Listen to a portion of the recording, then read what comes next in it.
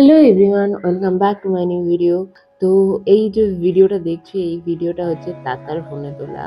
তাতার ফোনের আমরা first video just এটা সেদিন বিকালবেলা এসেছিল, আর আমাদের রাত্রিবেলা ছিল এক জায়গায় নিমন্ত্রণ, সেটা হচ্ছে কালী পুজোয়। আমাদেরই খুবই পরিচিত সাগরীদের বাড়ি আমরা যাচ্ছিলাম কালী পুজোর নিমন্ত্রণের জন্য। দিদির বাড়ি যাওয়ার আগে আমরা ভাবলাম যে এই ফোনটার উদ্বোধন, যে ভিডিওটা স্টার্ট এই ফোনটা দিয়েই করা যাক।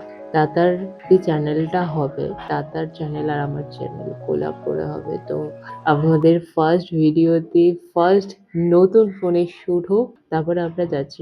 আমি, মা, বাবা, বোন, আমরা ৪ জন মিলেই যাচ্ছিলাম। তখন রাত্রি ঠিক বাজে 10:30। এই 10:30টার সময় রাস্তা একদম ফাঁকা ছিল। আর হ্যাঁ, আমরা বাইকেই ভিডিওটা শুট করেছি, কিন্তু বাড়ি এসে দেখি যে কিছু রেকর্ড হয়নি ভয়েস। তো তার জন্য আমি এখন বসে ভয়েস ওভার দিতে হচ্ছে। তখন আমার মনে হয়েছিল মাইকটা আমি জাস্ট কিনেছি, বাট এটা বোধহয় নষ্ট হয়ে গেল। না, নষ্ট হয়নি। তারপরে টুয়ের সাথে দেখা হলো। ওদেরও খাওয়া দাওয়া হয়ে গেছিল। ওরা আমাদের জন্য ওয়েট করছে যে আমরা কখন আসবো।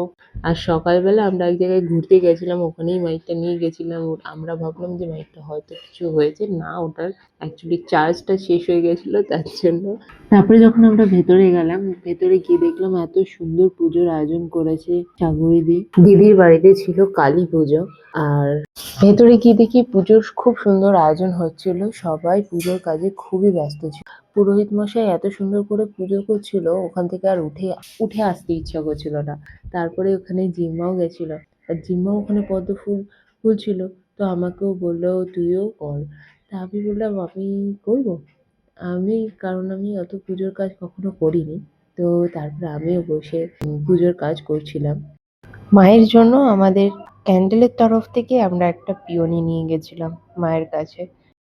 এত কিছুর পর আমরা চলে গেছিলাম খেতে।